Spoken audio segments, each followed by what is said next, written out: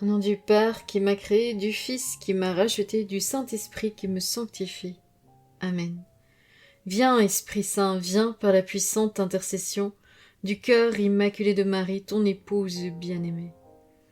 Viens, Esprit Saint, viens par la puissante intercession du cœur immaculé de Marie, ton épouse bien-aimée. Viens, Esprit Saint, viens par la puissante intercession du cœur immaculé de Marie, ton épouse bien-aimée.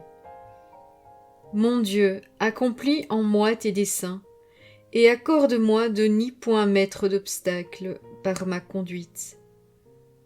Mon Jésus, je veux ce que tu veux, parce que tu le veux, comme tu le veux, et autant que tu le veux.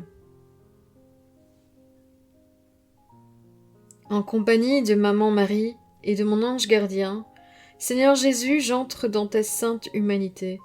Je m'unis à ta divine volonté. J'entoure ma tête de tes épines, Jésus. Je décore mes yeux de tes larmes. J'imprègne ma langue de ton amertume. J'habille mon âme de ton sang. Je morne de tes 5480 plaies, dont la plaie de l'épaule due au portement de la croix. Je perce mes mains et mes pieds de tes clous, et je transperce mon cœur de ta lance, afin de me présenter à la Sainte Trinité et dans sa volonté, où je prends tes œuvres, Jésus, tes mérites et tes prières, pour intercéder avec ma Sainte Mère, avec Luisa et mon ange gardien, pour toutes les créatures de toutes les générations humaines. Amen. Fiat voluntas tua.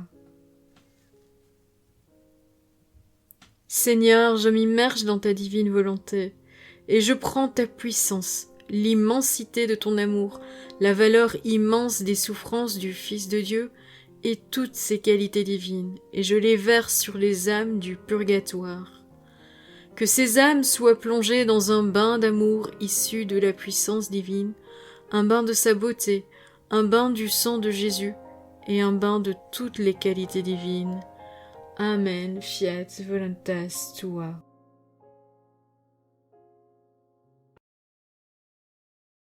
21e méditation pour les âmes du purgatoire du mois de novembre. La bonté de Marie.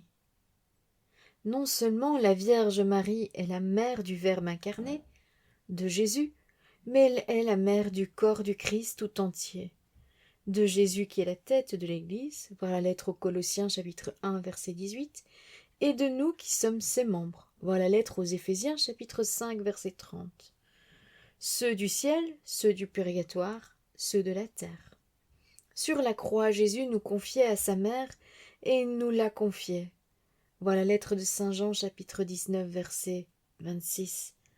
Elle exerce sa maternité spirituelle sur chacun de nous dans la mesure où nous sommes reliés à elle, où nous lui faisons confiance, où nous la considérons comme partie intégrante de notre vie. Elle qui est pleine de grâce. Voir l'Évangile selon saint Luc chapitre 1 verset 28. Tisse en notre être la grâce que Dieu nous donne, comme elle a fait en Jésus, pour qu'il réalise sa vocation devant le Père et au milieu de ses frères, les hommes. Elle est activement présente et attentive aux âmes du purgatoire, pour qu'elles atteignent leur but au plus vite. Elle affine leur désir de Dieu et leur amour de Jésus sous la motion de l'Esprit Saint en elle. Comme à Cana, elle est attentive aux besoins de chacune. Saint Bernardin de Sienne disait en témoignant de la tendresse de Marie: non seulement elle fait la joie de l'Église triomphante, non seulement elle assure ses victoires à l'Église militante, mais comme protectrice des âmes du purgatoire, elle a un certain pouvoir sur cette prison où Jésus-Christ épure les âmes. Elle descend dans ces sombres abîmes pour consoler ses enfants et adoucir leurs souffrances. Dès le jour de son Assomption, elle reçut le pouvoir de délivrer ses fidèles serviteurs du purgatoire. Saint Vincent Ferrier reconnaît la même bonté. Oh, comme Marie est bonne pour ces infortunés captifs qui gémissent dans le purgatoire. Par son entremise, ils sont à chaque instant soulagés et secourus. Ayons une grande confiance en Marie, recourons à elle surtout par le rosaire, afin de l'intéresser au sort des âmes du purgatoire. Saint Simon Stock vit la Vierge lui donner le scapulaire, et quelques années après la mort du saint, le pieux pape Jean XXII vit soudain Marie apparaître environnée de lumière et revêtue de l'habit du Carmel. Elle lui promit: si parmi les religieux ou les fidèles qui portent le scapulaire du Carmel, il s'en trouve que leurs péchés conduisent en purgatoire, je descendrai au milieu d'eux comme une tendre mère, le samedi après leur mort. Je délivrerai du purgatoire ceux que j'y trouverai, et je les conduirai sur la montagne sainte de la vie éternelle. Quelle mère, voyant son enfant tomber dans un brasier ardent et pouvant le secourir, ne ferait pas tout ce qui est en son pouvoir pour l'en sortir? Et Marie resterait insensible aux souffrances de ses enfants? Pleine de compassion pour eux, elle s'occupe sans cesse de les soulager. Elle disait à sainte Brigitte: je suis la mère de tous ceux qui sont au purgatoire, et toutes les peines qui sont infligées aux défunts pour l'expiation de leurs fautes sont allégées par mes prières. Elle facilite la purification des âmes et les entraîne à sa suite dans sa montée au ciel après leur purification. Elle inspire aux vivants de la terre de prier pour ces âmes, nous faisant mieux comprendre que nous sommes membres les uns des autres dans le Christ. Voilà la lettre aux Éphésiens, chapitre 4, verset 25. Exhortation. Il est agréable de penser que la Vierge nous assistera à l'heure de notre mort et viendra nous visiter, nous consoler, si nous sommes en purgatoire. C'est une mère de miséricorde. Prions tous les jours Marie pour nous-mêmes et pour nos chers défunts. Souvenons-nous qu'aucun de ceux qui ont eu recours à elle n'a été abandonné. Exemple. À Otrante, en Italie, une dame de grande piété, apprenant les précieux avantages du scapulaire, s'en fit envoyer. Elle suppliait Marie de mourir un samedi, afin d'être immédiatement délivrée des tourments du purgatoire, mérités par ses péchés. Quelques années après, elle tomba gravement malade, et malgré les assurances des médecins, elle crut que c'était la fin. Le mal fit de tels progrès que ses médecins lui annoncèrent qu'elle ne passerait pas le mercredi. « Vous vous trompez, leur dit-elle, je vivrai 3 jours de plus et ne mourrai que le samedi suivant. » Ce qui arriva en effet. Elle offrit à Dieu ses souffrances en expiation de ses péchés, puis elle mourut. Elle laissa sur la terre une fille très prieuse, qui se retira aussitôt dans un sanctuaire où elle priait pour sa mère. Elle y reçut la visite d'un grand serviteur de Dieu, accouru pour la consoler. C'était un homme réputé par les grâces dont le ciel le comblait, et par de surprenantes révélations. « Cessez de pleurer, lui dit-il, que votre tristesse se change en joie. En perdant une mère ici-bas, vous avez acquis une protectrice au ciel, car je vous assure qu'aujourd'hui même, aujourd'hui samedi, grâce à la Vierge Marie, celle que vous aimez tant est sortie du purgatoire et a été admise au ciel. » Deuxième exemple. Là où demeurait sœur Catherine de Saint-Augustin, habitait une femme appelée Marie, qui dès sa première jeunesse avait mené une vie de débauche.